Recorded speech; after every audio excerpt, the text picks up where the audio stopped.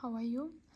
So, my name is Aidana, and I'm going to help you with Smart 3, with your English and with your homework. So, I hope we will work together. Сәлеметсіздер ме? Менің есімім Айдана. Смайлс 3 кітабы бойынша ағылшын тілінен сіздерге көмектескім келеді. Сабақтың түсіндірмелері және де жаттығулардың жасалу жолдарын көрсетемін. Бұл видео сабақтардан сіздер өздеріңізге көп жақсы мәлімет алады деп ойлаймын. So, let's start Unit 5, Art in the Music, page 70-71. Бүгін сабақта біз 5-ші модуль 70-71 беттер бойынша жұмыс жасаймыз. Жаңа сөздер және де структураларды алатын боламыз. Let's go.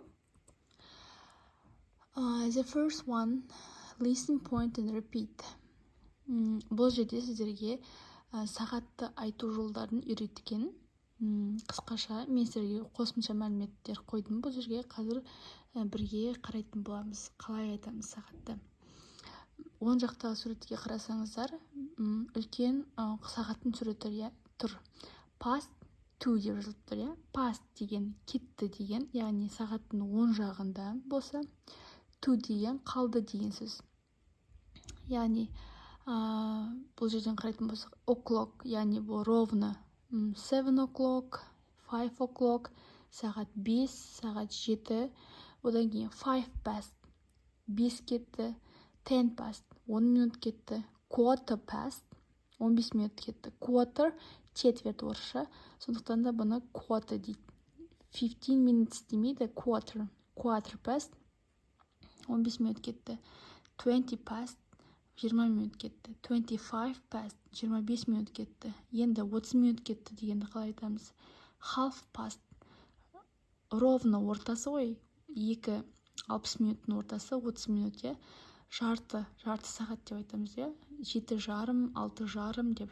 Сол жарты сағат кетті дегенді біз half past дейміз. Half деген ортасы деген сөз. 25 to, енді to. Бұл жақта уже қалды. Сағат 5-ке 15 минут қалды, 5-ке 25 минут қалды. 25 to. 22, 20 минут қалды. 15 минут қалды, quarter to. 10 to, 10 минут қалды. 5 to, 5 минут қалды. Одан кейін қайтадан o'clock, сағат 8 болды. 7 o'clock, 8 o'clock. Окей. So, quarter past, 15 минут кетті. Quarter to, 15 минут қалды. Half past, 30 минут кетті. 7 o'clock, сағат 7 болды. Енді мына сол жақтағы суреттерге қарайық. Сіздерге 3 будильниктің суреті берілген. Сағаттың суреті. Солар қандай сағат көрсетіп тұр қараймыз. It's quarter to 1. Quarter to 1. Сағат 1-ге 15 минут қалды. To 1. Екіншісі, it's quarter past 1. Сағат 1-ден 15 минут кетті. Number 3, it's half past 1. Сағат 1-ден 30 минут кетті. Яғни сағат 1:30 болды. Окей. So, түсінікті деп ойлаймын. Келесі біз практика болады. Сонда сіздер тағы түсінесіздер. Видеоны паузаға қойып, бұл жерде өзіңіз практика жасасаңыз болады. Бірінші линияда it's 1 o'clock, it's 2 o'clock, it's 5 past 1. 1 o'clock сағат 1, it's 2 o'clock сағат 2, 5 past 1 сағат 1-ден 5 минут кетті. Келесі линия it's 5 to 1. 5 to 1 сағат 1-ге 5 минут қалды. It's 10 to 7 сағат 7-ге 10 минут қалды. Окей. Келесі оң жақтағы суреттерді қараймыз. Ақ түсті 3 сағат берілген, соны сіздерге жазу керек. Біріншісі 12:15. It's quarter past 12. 14:35, яғни 25 минут қалды 3-ге. It's 25 to 3. Келесі 15 минут қалды 5-ге. It's quarter to 5. 15 минут қалды. Окей. So, new words. Бұл сағаттарда өздеріңіз тағы да практика жасасаңыздар болады. Видеоны паузаға қойып. Содан кейін сонда сіздер көбірек қатесіз айта аласыздар. Жаңа сөздер: volleyball, hockey, badminton, baseball, table tennis, үстел теннисі, стольный теннис. Volleyball, hockey, badminton, baseball, table tennis. Окей. Бұл сөздер қазір бізге керек болады. Спорт түрлері. Енді exercise number 18, page 70. Unscramble the letters to find the sport. Бұл жерде доптар берілген. Қай спортта қандай доптар бар? Әртүрлі доптар, иә.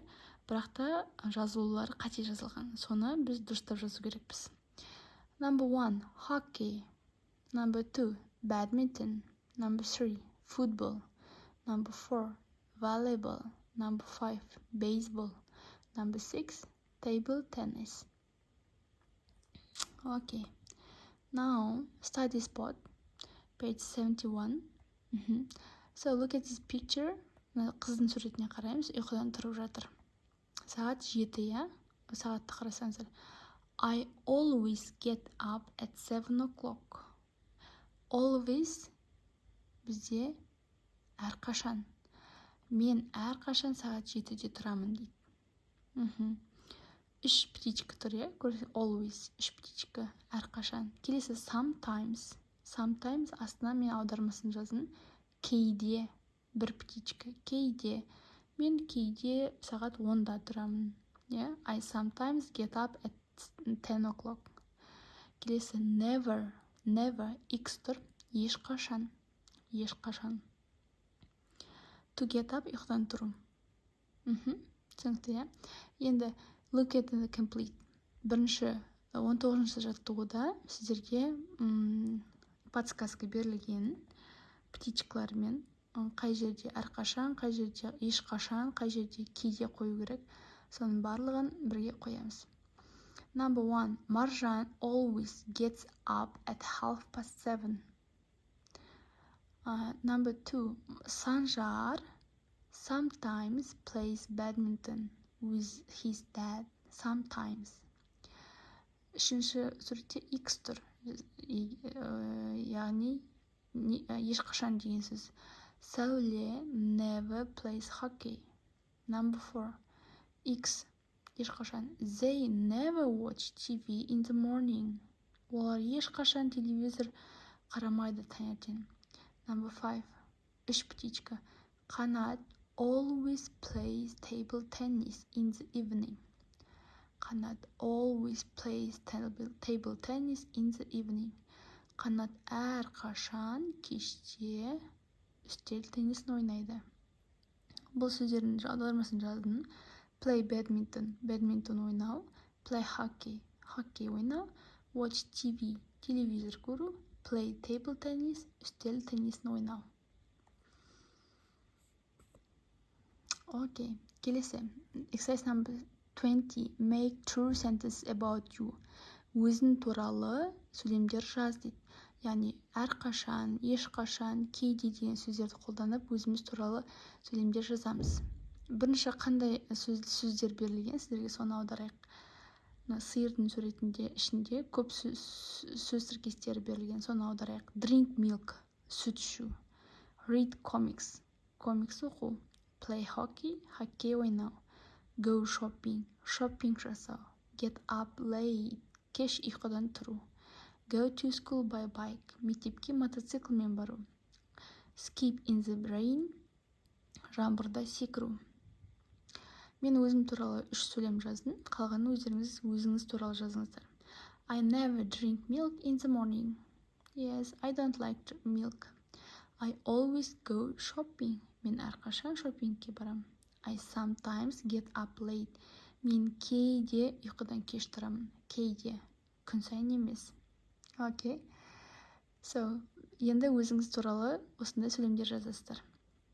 Келесі жаттығу 21. Let's play. 6 сағаттың суретін берілген.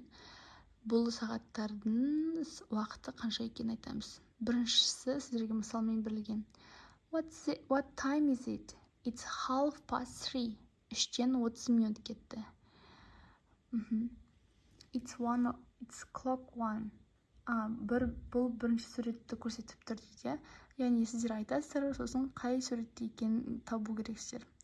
Мен сіздерге былай айтып кетейін. Екіншісі, it's 9:45. Number 3, it's 6:15. Number 4, it's 6:30. Number 5, it's 6:45. Number 6, it's 12:15. Сағат 12-ден 15 минут кетті. So, that's all. Бүгінгі сабағымыз аяқталды осымен. Сіздерге өте пайдалы болды деген ойдамын. Келесі сабақтарды күтіңіздер. Және де видеоға лайк басып, каналға тіркеліп қойыңыздар. Goodbye.